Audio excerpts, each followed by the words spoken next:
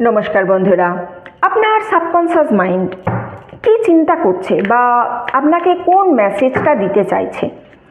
আমরা যতক্ষণ জেগে আছি ততক্ষণ আমাদের কনসাস মাইন্ড কাজ করে। কনসাস মাইন্ড আমাদের কি ভাবছে আমরা সবাই জানি, আমরা সেই চিন্তা ভাবনাকে নিজেরা প্রভাবিত করতে পারি, কিন্তু আমাদের সাবকনসাস মাইন্ড অর্থাৎ ডিপ ডাউন আমাদের মনের মধ্যে এক্স্যাক্ট কি চলছে চলুন দেখে নিই। টাইমলেস রিডিং, তাই আপনি যে সময় দেখবেন সেই সময় এই ভিডিওটা কোনো না কোনো বার্তা আপনাকে অবশ্যই দেবে। চলুন দেখে নিই সাবকনসাস মাইন্ড কি বলছে আপনাকে।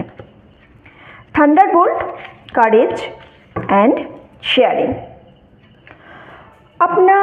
আপনার মনের মধ্যে না এই মুহূর্তে একটা একদম উথাল পুথাল অবস্থা চলছে। মানে আপনি নিজের ইমোশনকে কন্ট্রোল করতে পারছেন না, নিজের থটকে কন্ট্রোল করতে পারছেন না, আপনি জানেন না আপনি কি করবেন। আপনার মনে হচ্ছে আপনার জীবনটা যেন একেবারে শেষ হয়ে যাচ্ছে, এই জীবন থেকে আপনি একদম বেরোতেই পারছেন না। আপনার সাবকনসিয়াস মাইন্ড সবসময় আপনাকে বলছে যে জীবনটা আপনার একদম যেন মানে কেউ আটকে রেখে দিয়েছে, কেউ পিষে রেখে দিয়েছে, এই জীবন থেকে আর কিছুই পাওয়ার নেই, এইরকম একটা চিন্তা ভাবনা কিন্তু আপনার একদম মনের গভীরে ঢুকে আছে।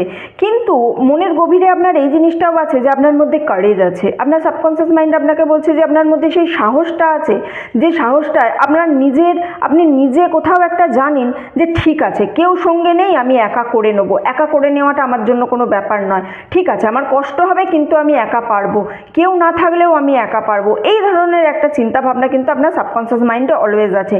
কিন্তু দেখুন তার সঙ্গে আমি শেয়ারিংয়ের কার্ড পাচ্ছি, তো আপনার জন্য না এটা একটা গাইডেন্স ইউনিভার্সে। সব কাজ একা হয় না, সব কিছু একা করতে যাব এটা ভাববেন না।